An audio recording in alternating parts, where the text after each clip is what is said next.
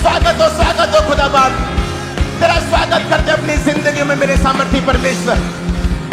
सारे पापों को आज छोड़ते हैं खुदाबंद, सारी गंदगी को आज छोड़ते हैं खुदाबंद, तेरा स्वागत करते हैं अपनी लाइफ में।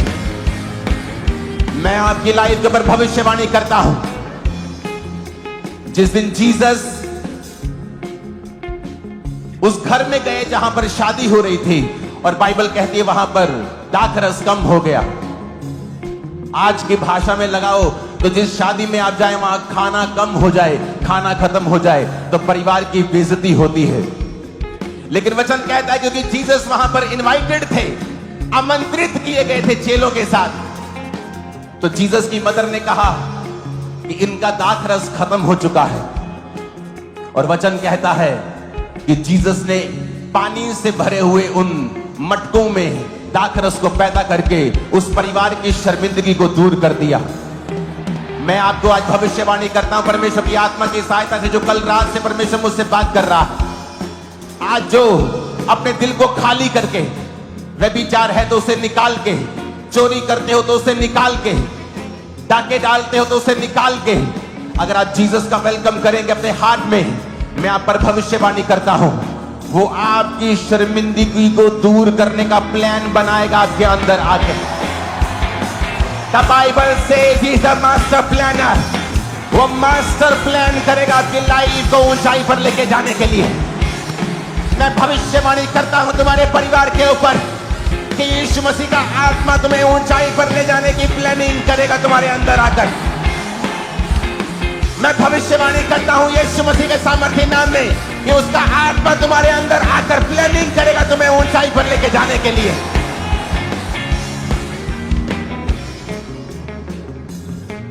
जीसस ने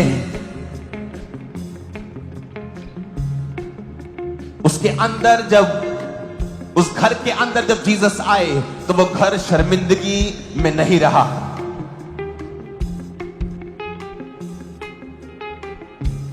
जो लोग सिर्फ डालियों से स्वागत कर रहे हैं, मैं उनको बात यह कहना चाहता हूं, अगर आपका दिल भरा हुआ है कि उसमें एक आपकी गर्लफ्रेंड, आपका बॉयफ्रेंड बसा हुआ है, उसमें पैसा बसा है, उसमें लड़ाई झगड़ा, माफी ना देना बसा है, उसमें लोगों का डर बसा हुआ है, उसमें दो चित्ता मन बसा हुआ है, तो फिर जीसस का स्वागत आप सिर्फ डालियों से करेंगे, वो आपके हृदय में नहीं आएगा।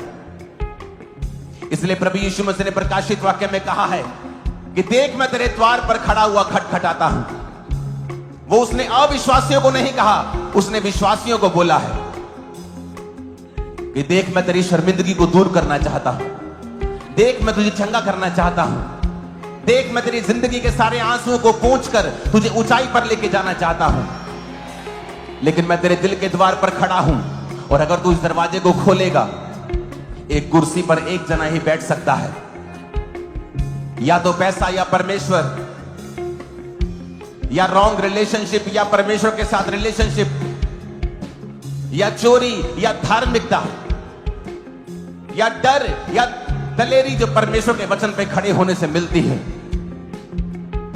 उस कुर्सी पर दो परमेश्वर भी नहीं बैठ सकते।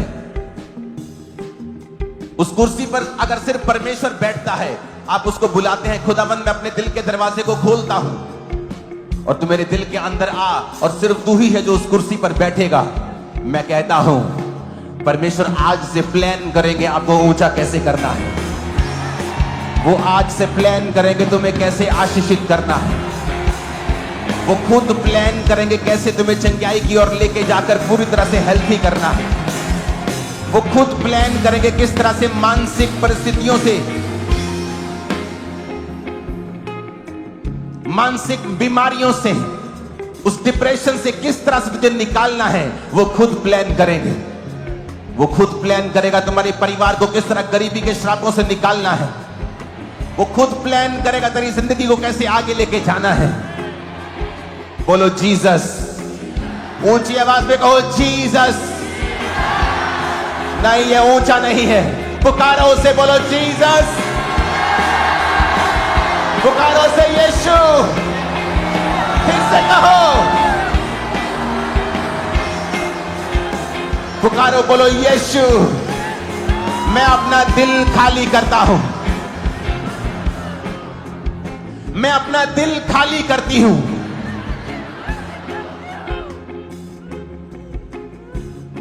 यीशु, अपना दिल खाली करके, इसकी सफाई करके मैं तुझे इनवाइट करता हूं, मेरे जीवन में आ जाए प्रभु, मेरे दिल में आ जाए। अगर आपने बपतिस्मा नहीं लिया हुआ है, इस मीटिंग के बाद बपतिस्मा लें। डरे ना, घबराए ना, अपना जीवन प्रभु को दे दें। मैं आपको कह रहा हूं, उसके जैसा मास्टर प्लानर कोई नहीं है। इंसान रेत के ऊपर घर नहीं बना सकता, बना के देख लो, लेकिन मेरे यीशु मसीह ने समुद्र को रेत से बांधा हुआ है, जिसको बीच बोलते हो तुम लोग। कोई आग के ऊपर खड़ा नहीं रह सकता, लेकिन इस धरती का कोर, इस धरती के अंदर जब खुदाई करोगे तो वहां आग बैठी हुई है, लावा बैठा है। ये यीशु कर सकता है, वो मास्टर प्लानर है, असंभव को संभव कर सकता है।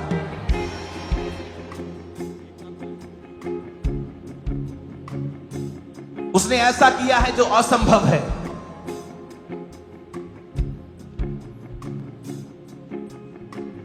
वो आपकी लाइफ में मास्टर प्लान करेगा।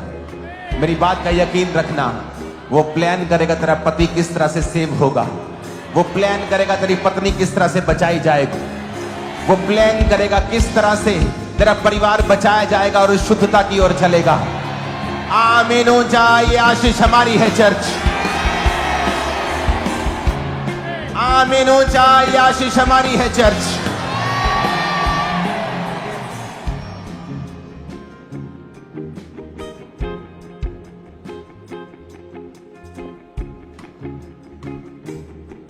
बोलो यीशु, मैं आपको अपना जीवन देता हूं। अगर आपने बपतिस्मा नहीं लिया हुआ है, अगर आपने ये सोच लिया है कि आप मीटिंग के बाद बपतिस्मा ले लेंगे, तो ये प्रार्थना आप भी कर सकते हैं और आपके जीवन में ये काम करेगी। बोलो यीशु, आज से मेरा जीवन पूरी तरह से आपका है।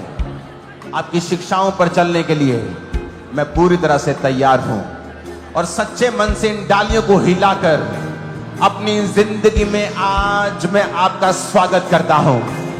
हैप्पीएस्ट पाम संडे पूरी खामरा चर्च। मैंने कहा हैप्पीएस्ट पाम संडे।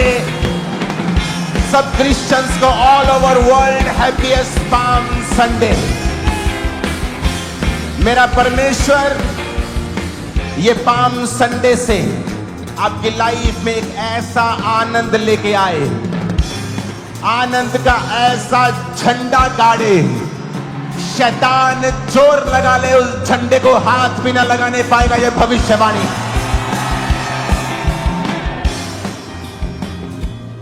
वो ऐसा आनंद का झंडा, विक्ट्री का झंडा लगाए जिसे कोई वैरी की ताकत उखाड़ने न पाए। उखाड़ने से पहले ही वो जल जाए यीशु के नाम में।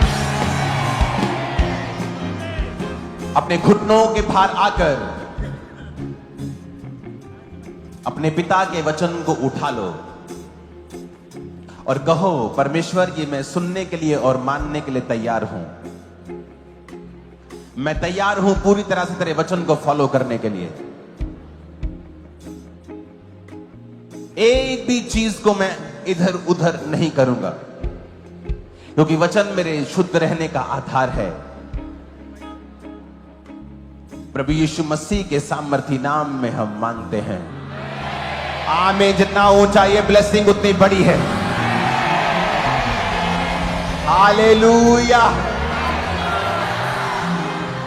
हैप्पीएस्ट पाम संडे आप सबको सबको सबको सबको।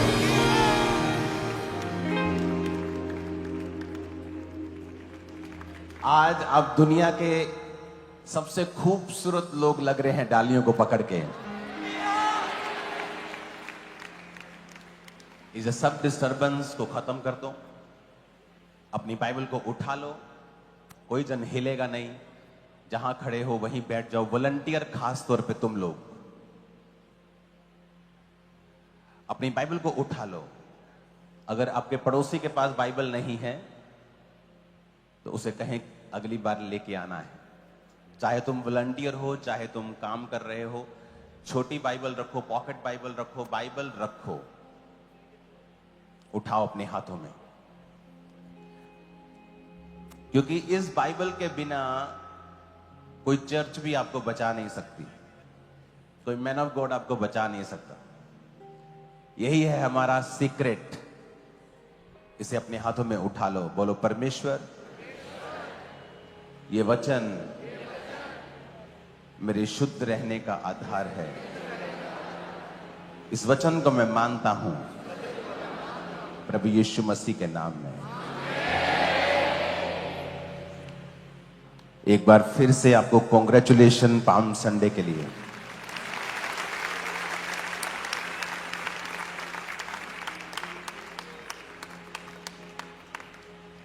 ये तो कितना ब्यूटीफुल किसी ने बनाया है पत्ते का।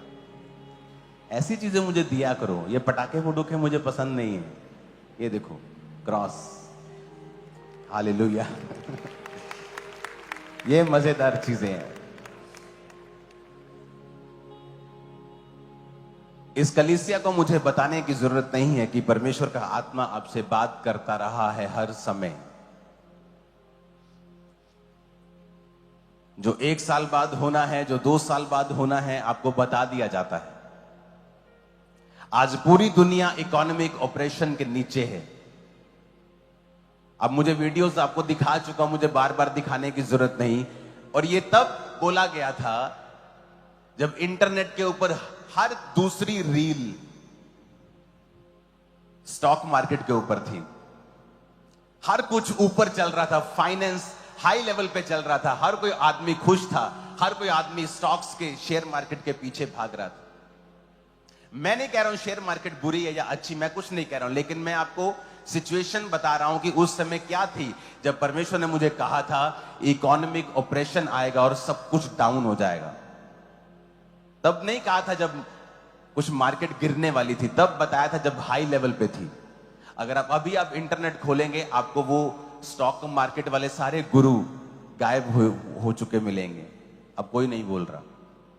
और तब आपको बोला गया था कि इकोनॉमिक ऑपरेशन आएगा और ऐसा आएगा जैसा आपने पहले नहीं देखा होगा।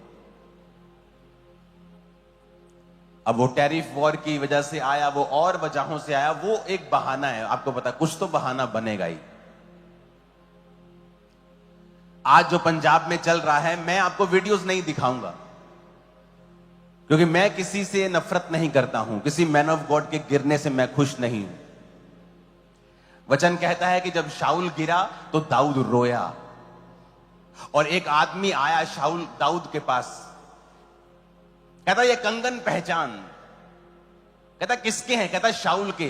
कहता वो लेटा हुआ था, उसका प्राण नहीं निकल रहा था। उसने कहा अपनी तलवार से ये मुझे खत्म कर दे, तो मैं उसे खत्म करके आया। ये सोच के कि दाऊद बहुत खुश होगा कि देखो जी, आपका जो नफरत करने वाला था ना, वो मर गया। पर बाइबल कहती दाऊद ने कहा तू कहां का है, कहां से आया है? तूने जो शाऊल को मारा, अब तू मारा जाएगा। चाहे शाऊल पर से आत्मा उठ चुका था, पर दाऊद तब भी प्रसन्न नहीं था कि शाऊल गिरा। एक असली मैन ऑफ गॉड किसी के भी गिरने से खुश नहीं होगा, ये उसकी निशानी होगी। अगर वो खुश है, वो खुद भी असली मैन ऑफ गॉड नहीं। चाहे वो गलती है चाहे नहीं है, चाहे वो अपनी मिस्टेक से गिरा हो, ये बात नहीं है। शाऊल अपनी मिस्टेक से गिरा, लेकिन दाऊद तब भी खुश नहीं था। और उसने कहा हे योनातन, हे शाऊल, तेरी तलवार, तेरी ढाल बिना तेल लगाए रह गई। यानी तू अनॉइंटिंग से बाहर हो गया, तू परमेश्वर की इच्छा से बाहर हो गया और तू मारा गया। और उसने विरोधियों को भी मैसेज दिया कि हे उन औरतों को कि तुम प्रसन्न ना हो, तुम खुश ना हो। कितने मेरी बात को समझ रहे हैं? हमें प्रार्थनाएं करने की जरूरत है एक दूसरे के लिए। और अगर मैं आपको वीडियोस नहीं दिखाऊंगा, अगर आप मेरी 1 साल पुरानी वीडियोस देखें 2024 की, आपको बता दिया गया था कि बड़े बड़े channels, Hindi news channels documentaries बनाएंगे। जाओ देखो 1 साल पुरानी वीडियो, मैं नहीं दिखाऊंगा, आप देखो। नहीं तो कोई बोलेगा कि मैं कोई नफरत कर रहा हूं या मैं कोई एजेंडा चला रहा हूं। जाओ चेक करो मेरी 1 साल पुरानी, आपको बताया गया था हिंदी न्यूज चैनल्स डॉक्यूमेंट्रीज बनाएंगे। इकोनॉमिक जो चल रहा है आपको बता दिया गया था, और अब जो आने वाला है मैं आपको बताने वाला हूं आज। उससे पहले मैं आपको एक स्टोरी बताना चाहता हूं। यह स्टोरी ऑलमोस्ट हम सब ने स्कूल्स में पढ़ी है। 2 बिल्लियां थी और वो दोस्त थी दोनों, और उनको रोटी का टुकड़ा मिला और वो रोटी के टुकड़े से लड़ पड़ी। दूर बंदर देख रहा था और बंदर उनके पास आया और उसने कहा मैं देखता हूं क्या करते हैं। क्या किया उसने? तराजू लिया, रोटी का टुकड़ा लिया, दोनों डाले, एक थोड़ा भारी था एक थोड़ा कम था। अब बिल्लियां लड़ी हुई थी आपस में कि मुझे चाहिए ये वाला, मुझे बड़ा चाहिए। तो बंदर क्या करता था, थोड़ा सा इधर से खा लेता था। अब ये हल्का हो गया, ये भारा हो गया, कहता चलो ये भारा हो गया अब इधर खा लेते हैं। फिर इधर का खाता था, फिर ये हल्का हो गया, ये भारा हो गया, और ब्रेड खत्म हो गई। सिख लोग और क्रिश्चियन लोग ये ध्यान रखें कि दोनों माइनॉरिटीज हैं। आपकी फाइट का फायदा देश विरोधी लोगों को होगा। अब आपकी मर्जी है लड़ना है कि नहीं लड़ना। सिख और क्रिश्चियंस अगर साथ में चलें, इमेजिन करो कितने क्रिश्चियंस हैं पूरी दुनिया में, पूरे देशों में, जो लोग दुनिया पर राज करते हैं। 400 करोड़ लोग आज परमेश्वर को मानते हैं। इमेजिन करो अगर ये दोनों इकट्ठे हो जाएं तो कितना परमेश्वर का और कितना समाज का हम काम कर सकते हैं। क्योंकि अगर आप ये डिसीजन नहीं लेंगे तो इसका फायदा तीसरे को होगा, और ये फाइट करीब है अगर आप नहीं सुधरेंगे। क्योंकि कोई भी ऐसा नहीं है जो अपने धर्म पर बातें सुनेगा और चुप रह जाएगा। यहां तो छोटा सा एक अफसर होता है ना, पुलिस अफसर, अगर वो अड़ जाए, किसी चौकी का अगर इंचार्ज है मान लो, वो अड़ जाए तो वो बड़े अफसर की बात भी नहीं सुनता। अगर उसकी शान पे आ जाए, आन पे आ जाए या इज्जत पे आ जाए, वो नौकरी की परवाह भी नहीं करता। तो इतना बड़ा धर्म जिसे 400 करोड़ लोग फॉलो करते हैं, क्रिश्चियनिटी जो दुनिया का सबसे पुराना धर्म है, वो अपने पे बात कैसे सुन सकते हैं? लेकिन हमें एक बात सुनते हैं तो दूसरी बात दूसरे सुनाते हैं, दूसरा सुनाता है, फिर ये सुनाते हैं, और ये चीज लड़ाई की ओर लेके जाएगी और दोनों का नुकसान होगा। तो हमारे लोग, चर्च के लोग, ब्रांचेस के लोग, जितने सुनने वाले, फॉरेन ऑनलाइन चर्च जितने लाखों लोग सुन रहे हैं, आपको ये प्रार्थना करनी है कि ये दोनों कौम प्रार्थना में, आत्मा में चलें और मिल के चलें। मैं नाम नहीं लेना चाहता हूं, बहुत बहुत बड़े बड़े लीडर्स जिनका फोन आता है कि हमें मिल के चलना है। सिख लोगों का फोन आता है हमें मिल के चलना है। जो समझदार लोग हैं वो सब ये चाहते हैं हमें मिल के चलना है। किसी को मशहूर मत करें जो सिर्फ सोशल मीडिया पे अटेंशन पाने के लिए सिख और क्रिश्चियंस का मुद्दा बना रहा है और आम लोगों में नफरत पैदा हो रही है। उन लोगों को इंटरटेन मत करें, उनका बाइकआउट करने की भी जरूरत नहीं, उनका नाम मत लें अपने होठों से। आप नाम नहीं लेंगे वो गायब हो जाएंगे। आप जितना बॉयकट करेंगे उतना वो आप हो जाएंगे। यही तो वो चाहते हैं। कोई बेचारा एक अज्ञानी है, अपने फॉलोअर्स बढ़ाने के लिए कर रहा है या कुछ भी कर रहा है, या उसको नॉलेज नहीं है, हमें उससे नफरत नहीं करनी। हमें समझना है आपकी चर्च, हमारी चर्च, ये मिनिस्ट्री आगे का बताती रही है, आपको ये मालूम है, ये कोई नई मिनिस्ट्री नहीं है। मैं आपको बता रहा हूं जो आगे मैं आपको बता रहा हूं। हमें प्रेयर करनी है, एफर्ट्स करने हैं कि दोनों कौम मिलकर काम करें। पंजाब की बेहतरी के लिए काम करें। इस चर्च ने जो काम किया मुझे बताने की जरूरत नहीं। कितने लोग हैं सिर्फ इस हॉल में, देखो सब हॉल्स भरे पड़े हैं पीछे भी। चलो ये हॉल में दिखाओ, ओवरफ्लो में दिखाओ, कितने लोगों ने चर्च आकर नशा छोड़ा है। अपने दोनों हाथों को हिलाओ, दोनों हाथों को हिलाओ। कौन है कैमरामैन? दोनों हाथों को हिलाओ जरा। ये क्यों नहीं दिखा रहे तुम लोगों को? इधर अंदर कौन है? हाँ बस रुको यहीं पे। दोनों हाथों को हिलाओ, हिलाओ जरा दोनों हाथों को। आप देख रहे हो, सिर्फ एक सेक्शन में आपको दिखा रहा हूं। नशा छोड़ा है जिन्होंने, ये पहले वाला फ्रेम दिखाओ जरा, और आराम से दोनों हाथों को हिलाओ जोर जोर से, ताकि फ्रेम में आए। हाँ जोर जोर से हिलाओ दोनों हाथों को। आप देख रहे हैं, आपको एंड नहीं मिलेगा। मैं वही तो कह रहा हूं, यहां तो लोग नशा छुड़ाने की बात करके हीरो बन जाते हैं, क्योंकि ये क्रिश्चियनिटी है तो लोग इससे नफरत करते हैं जानबूझ कर। यीशु ने कहा उन्होंने मुझसे व्यर्थ बैर किया, वो तुमसे भी व्यर्थ बैर करेंगे। मैं आपको चैलेंज करता हूं, इंडिया में कहीं भी अगर इतने लोगों ने एक एनजीओ के नीचे, किसी चीज के नीचे नशा छोड़ा हो, मैं अपना नाम बदल लूंगा। लेकिन और ये सिर्फ एक सेक्शन देख रहे हो आप। अच्छा दोनों हाथों को दोबारा हिलाओ जरा, जिन्होंने नशा छोड़ा है, छोड़ दिया है चर्च आगे। आप एक सेक्शन देख रहे हो, चर्च का एक सेक्शन। गुरदासपुर में, फिरोजपुर में, हजारों ब्रांचेस में, ओवरफ्लोज में वो अलग लोग हैं। अगर आप दिखा सकते तो ओवरफ्लोज में भी दिखाना, हाथों को हिलाते हुए लोगों को। जो नशा छोड़ चुके हैं हाथों को हिलाओ, दोनों हाथों को जोर जोर से हिलाना। ये कौन है ओवरफ्लोज में जो लेडीज की तरफ बैठा है? जेंट्स की तरफ आपको लोग मिलेंगे। हाँ हाथों को हिलाओ, दोनों हाथों को जोर जोर से। कितने मेरी बात को समझ रहे हैं?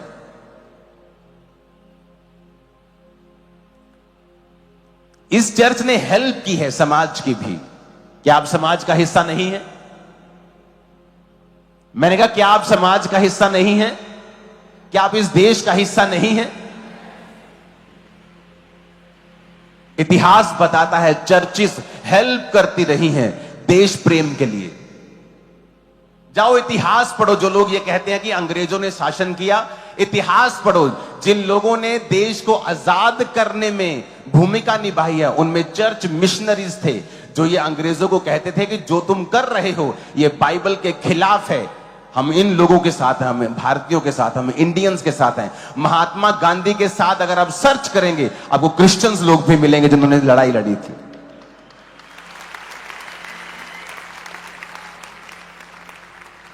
क्रिश्चियंस आपको देश के खिलाफ एक्टिविटीज में नहीं मिलेंगे, वो आपको समाज की हेल्प करते मिलेंगे।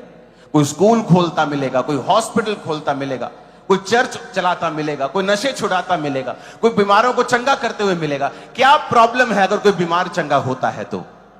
क्या समाज की भलाई नहीं होती? अगर कोई नशे छोड़ रहा है, अगर कोई चंगा हो रहा है, अगर कोई लड़ाई झगड़ा छोड़ रहा है, अगर कोई परमेश्वर के रास्तों के ऊपर चल रहा है, तो वो परिवार का भी भला हो रहा है, उस समाज का भी भला हो रहा है। आप में से कितने लोग जो नशा छोड़ चुके हैं कि आपका परिवार शांत महसूस नहीं करता होगा? आप अपने छोटे बच्चे को, आपका पड़ोसी अगर नशे करता है तो आप उसके साथ घूमने भी जाने नहीं दोगे, लेकिन अगर आपका पड़ोसी अच्छा है आप उसे बोलते चल बेटा चला जा। तो इमेजिन करो कितने पड़ोसी भी आपकी वजह से ब्लेस होंगे, कितने लोग, कितने मोहल्ले आपकी वजह से ब्लेस होंगे। जब एक आदमी गवाही देता है कि मैं चर्च में गया और मैंने नशा छोड़ दिया, उसके अंदर एक आस पैदा होती है कि अच्छा परमेश्वर ने तुम्हें आजाद कर दिया। क्या वो एक आस पैदा करना किसी के अंदर, क्या यह भी भलाई का काम नहीं है? चर्च एक भी बुरा काम नहीं कर रही, एक भी देश विरोधी काम नहीं कर रही, एक भी समाज विरोधी काम नहीं कर रही। इसलिए चर्च आशीषित है, इसलिए परमेश्वर आपका ध्यान रखता है, इसलिए वो हमें ऊंचा रखता है, इसलिए वो हमें आशीषित रखता है। हालेलुया। अगर इस चर्च में फौजी आता है तो उसे हम प्रेयर लाइन में पहले खड़ा कर देते, उसको रजिस्ट्रेशन कराने की भी जरूरत नहीं पड़ती। कोई पुलिस अफसर आता है तो उसको स्पेशल उसको खड़ा कर देते हैं प्रेयर लाइन में, क्योंकि जहां चर्च है वहां रोशनी है। उसने कहा तुम जगत की ज्योति हो, तुम चलते फिरते दीपक हो। अगर तुम मसीह में अच्छी तरह से चलोगे ना, तुम एक रोशनी हो। तुम मुंह खोलोगे, जीवन जल का सोता तुम्हारे मुंह से बहेगा। तुम जिस जगह पांव रखोगे, परमेश्वर ने कहा उस जगह को परमेश्वर आशीषित कर देंगे। अब जिस मोहल्ले में रहोगे वहां आपके कारण जीवन होगा। प्रभु यीशु मसीह नाम में आप सभी को जय मसीह की। अभी आपने इस वचन को सुना, इस वचन को रिसीव किया। प्रभु आपको आशीष दे, आपको ब्लेस करे। और इस संडे जो मीटिंग था, पाम का मीटिंग, इस मीटिंग में आपने जो वचन सुना, इस वचन को रिसीव कीजिए। प्रभु आपको आशीष देंगे। परमेश्वर आपके लाइफ में काम करेगा, आपको हर एक मुसीबत से आज़ाद करेगा, हर एक बीमारी से आज़ाद करेगा, हर एक बीमारी से चंगा करेगा, हर एक शैतानी आत्माओं से आपको छुटकारा मिलेगा। परमेश्वर ने हमें हर एक मुसीबत में साथ दिया है। जिन लोगों ने परमेश्वर पर विश्वास किया है, परमेश्वर के विश्वासों पर चला है, उन लोगों को परमेश्वर ने चंगा किया है। परमेश्वर उनको हर एक मुसीबत से बचाया है, आने वाले समय में भी बचाएगा। जो लोग उन पर विश्वास करेंगे, परमेश्वर उनके विश्वासों को टूटने नहीं देगा, उनके विश्वासों का आदर करेगा और उनके विश्वास में जो प्रार्थना में जो मांगते हैं, उनका हर एक मांगा हुआ चीज़ मिलेगा। परमेश्वर ने हमें हर एक मुसीबत में साथ दिया है, हर एक बीमारी से आज़ाद किया है। जो लोग परमेश्वर पर विश्वास करते हैं, परमेश्वर उनके विश्वासों का आदर करता है। और ऑनलाइन जो वचन को सुनते हैं, वचन को रिसीव करते हैं, उनके लाइफ में बहुत बड़ा काम होता है। उनका हर एक रुका हुआ काम चलता है, हर एक बिगड़ा हुआ काम बनता है, हर एक बीमारी से वो आज़ाद होते हैं। तो अपने हाथों को उठाइए, परमेश्वर की महिमा कीजिए, परमेश्वर का धन्यवाद कीजिए, परमेश्वर का तारीफ कीजिए। परमेश्वर ने हमें इन दिनों में संभाल कर रखा है। परमेश्वर का धन्यवाद हो, परमेश्वर का तारीफ हो। और इस वचन में, इस वीडियो के माध्यम से जो आप वचन सुन रहे हैं, इस वचन को रिसीव कीजिए, क्योंकि वचन में बहुत शक्ति होता है। वचन के माध्यम से हम बहुत से बड़े बड़े काम कर सकते हैं। और प्रार्थना में जो हम विश्वास करते हैं, वो विश्वास हमारे लिए एक हथियार है। और हम उस हथियार के माध्यम से, परमेश्वर के माध्यम से हम शैतान को मार कर भगा सकते हैं अपने लाइफ से। तो परमेश्वर का धन्यवाद कीजिए, परमेश्वर का तारीफ कीजिए, क्योंकि आने वाले समय में परमेश्वर ही हमें बचाएगा। परमेश्वर हमें हर एक मुसीबत से बचाएगा। आने वाला समय बहुत ही संकट वाला समय आने वाला है, जो कि उस समय हमें बहुत से कठिनाइयों का सामना करना पड़ेगा। और उस समय परमेश्वर हमारे साथ रहेगा, हमें किसी भी चीज़ का कोई डर, कोई भी तकलीफ नहीं होगा।